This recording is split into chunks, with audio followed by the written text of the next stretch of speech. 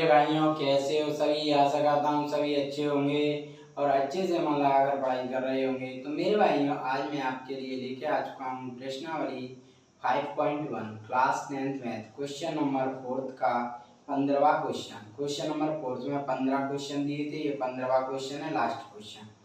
तो question number 4 आइए देखते हैं क्या दिया है। निम्न में से कौन कौन एपी है।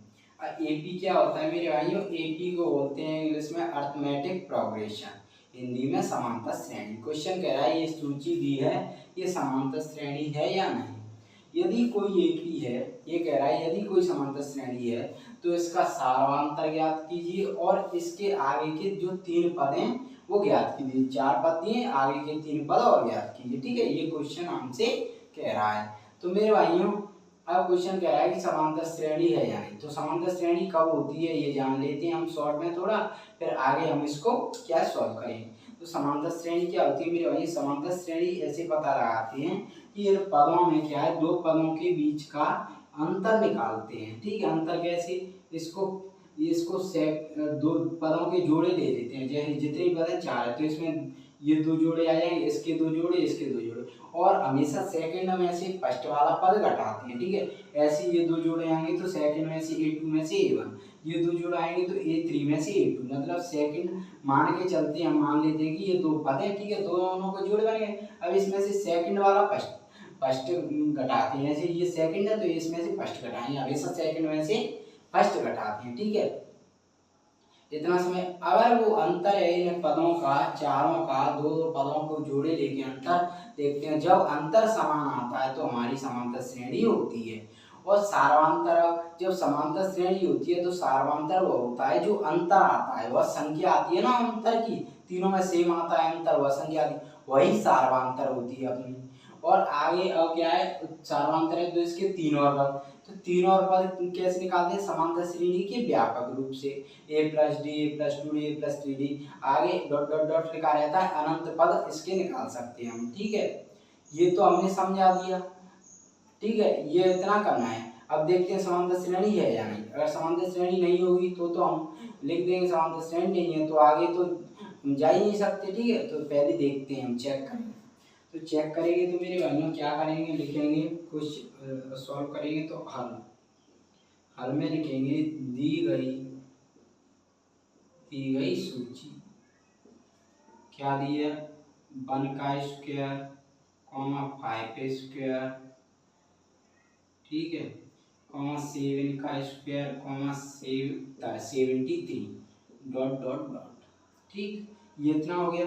अब मेरे भाई ये डॉट डॉट डॉट आपको पता चला ये डॉट डॉट डॉट क्यों रहा है। तो मेरे भाई ये डॉट डॉट डॉट का निशान है कि इस सूची में, सीरीज में आगे कितने भी पद हो सकते हैं। इसमें 4 पद दिए ना, इसमें डॉट डॉट का मतलब है अनंत पद हो सकते हैं, इसकी कोई लिमिट नहीं है कहाँ तक हो सकते हैं, मतलब ठीक है, अनंत हो सकते हैं। और अगर ये सूची दी और आपसे पूछ रही है समांतर श्रेणी होती है ना हो, और ये पूछ रहे कि दी गई श्रेणी समांतर श्रेणी है, तो बताओ ये मतलब प्रकार में पूछ रहे कि ये कौन सी समांतर श्रेणी है। सूची दे दी और ये पूछ रहे कौन सी समांतर श्रेणी है, परिमित या अपरिमित। क्योंकि समांतर श्रेणी के 2 प्रकार होते हैं, परिमित समांतर श्रेणी, अपरिमित समांतर श्रेणी। तो पूछ सकता है, तो क्या ये सूची दे देगा तो आप पहले पता लगाओगे कि समांतर श्रेणी है या नहीं। तो मैंने बताया था पदों के बीच का अंतर निकालोगे तो ये समांतर श्रेणी निकल गई। फिर पूछेगा परिमित और अपरिमित है तो कैसे पता लगाते हैं परिमित अपरिमित का। मेरे भाइयों, परिमित समांतर श्रेणी होती है ना, उसमें अंतिम पद होता है, इतना ध्यान रखना, अंतिम पद होता है। और अपरिमित में अंतिम पद नहीं होता। तो ये कैसी है? अपरिमित, क्योंकि इसमें अंतिम पद नहीं है, अपरिमित समांतर श्रेणी। अब आइए तो इसको आप देखते हैं समांतर श्रेणी है या नहीं। तो क्या करेंगे, ज्ञात लिखेंगे, ज्ञात करना है, ज्ञात करना है एपी है या नहीं। तो ज्ञात करेंगे एपी है या नहीं। तो क्या करेंगे, इसको A1 क्या है, A1 इक्वल टू क्या है, 1 का स्क्वायर, A2 क्या है, 5 का स्क्वायर, A3 क्या है, 7 का स्क्वायर, और A4 क्या है, 73। ठीक, इतना आगे समझ। अब इसको थोड़ा सरल बनाने के लिए यहाँ पे या 1 का स्क्वायर 1 लिख सकते हो, या वो घटाएंगे तब भी कर सकते हो। ठीक है, यहाँ पे लिखो सेकंड में से फर्स्ट वाला A2 माइनस A1। A2 कितना है 5 का स्क्वायर माइनस 1 का स्क्वायर, तो यहाँ से निकालेंगे तो 5 का स्क्वायर कितना होता है 25, 1 का स्क्वायर माइनस 1, तो ये कितना आएगा 24। ठीक है, A2 माइनस A1 के पदों के बीच के दो पदों के बीच का अंतर 24। अब देखते हैं A3 minus A2, A3 minus A2 second में से फर्स्ट वाला घट रहा है ना, तो A3 क्या 7 का स्क्वायर माइनस का 5 का स्क्वायर, तो 7 का स्क्वायर कितना होता है 49 और 5 का स्क्वायर 25। अब किसी को इसका ना आता हो तो 7 इंटू 7 ऐसे करके देखो दो बार। ठीक है, वैसे तो आना चाहिए इतना तो 20 तक तो सभी को ही आना चाहिए, नहीं 10 तक तो आना ही चाहिए, लेकिन 20 तक स्क्वायर आप याद कर लेना। ठीक है, आपके लिए इसमें भी जरूरी होगा, आगे के लिए भी जरूरी रहेगा, आगे के मतलब क्लासों में भी अच्छा रहेगा जो मैथ लेना चाहते हैं आगे। वैसे याद कर लोगे तो बढ़िया ही रहोगे 20 तक स्क्वायर। तो 49 में से 25 गए तो कितना बचा 24। ठीक है, अब क्या है A4 माइनस A3, तो A4 क्या है 73 और माइनस A3 7 का स्क्वायर, तो 73 माइनस 7 का स्क्वायर 49, तो ये कितना बचेगा 73 में से 49 जाएंगे तो 13 में से 9 गए 4, 6 में से 4 2 24। अब देखो इनके पदों का बीच का अंतर सेम आ रहा है क्या, इसमें 24 है इन पदों में, इसमें 24 है इसमें, मतलब ये सेम अंतर, तो सेम अंतर तो क्या होगा ये हमारी समांतर श्रेणी होगी। ठीक है, तो लिख दो अतः दी गई सूची समांतर श्रेणी AP क्वेश्चन में है। अब समांतर श्रेणी ये तो क्वेश्चन कह रहा है तो इसका सारवांतर, तो सारवांतर क्या होता है मैंने बताया था, जिन पदों का अंतर आता है ना वही सारवांतर होता है, तो अंतर क्या आ रहा है सेम 24 तो सारवांतर क्या होगा, तब इसमें लाइन खींच लो। ठीक, तब सारवांतर कोष्टक में D क्या है 24। अब क्या है तीन पद, तो तीन पदों के लिए सूत्र क्या बताया था A+2D A+3D होता है, तो A है नहीं तो A क्या होता है A भी लिख लो, निकालने की जरूरत पड़ी, तो A क्या होता है A को बोलते हैं पहला पद, पहले पद को A बोलते हैं। ठीक है, तो पहला पद सूची में क्या है 1 का स्क्वायर, तो प्रथम पद A को बोलते हैं पहला पद, तो प्रथम पद A क्या है पहले पद को पहला पद, A को पहला पद बोलते हैं हमेशा, पहला पद A क्या होता है पहला पद होता है हमेशा। ठीक है, पहले पद को ये बोलते हैं, तो A क्या है 1 का स्क्वायर, 1 का स्क्वायर। ठीक, ये इतना आपको समझ आ गया। अब निकालने हम इसके तीन और पद। ठीक है मेरे भाई, अब क्या निकालते हैं इसके तीन और पद निकालते हैं, तो तीन और पद के लिए सूत्र क्या होता है समांतर श्रेणी का व्यापक रूप ये होता है, क्या होता है equal to A plus A+T A+2D A+3D dot का मतलब क्या होता है अनंत पद, आगे कितने भी पद आप सूत्र बना सकते हो, कितने भी पद हो सकते हैं। ठीक है, तो क्या कह रहा है तीन और पद, तो इसके तीन और पद लिखते हैं, तो तीन और पद।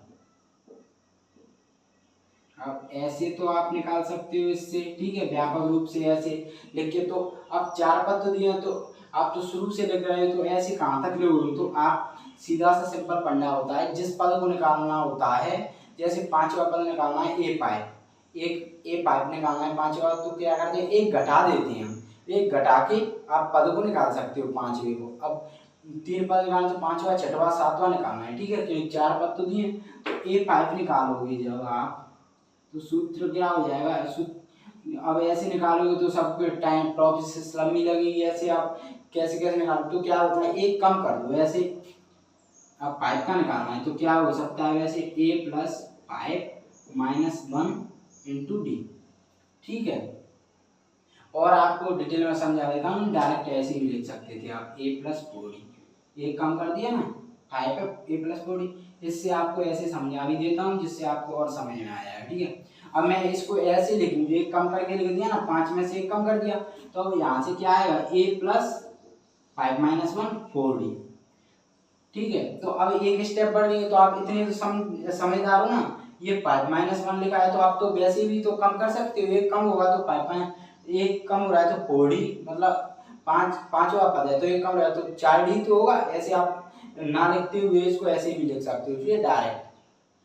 तो अब यहाँ से क्या हुआ, a का मान क्या है 24, सॉरी a का मान क्या है, सॉरी यहाँ पर मिस्टेक a है, ये a का मान क्या है 1 का स्क्वायर। ठीक,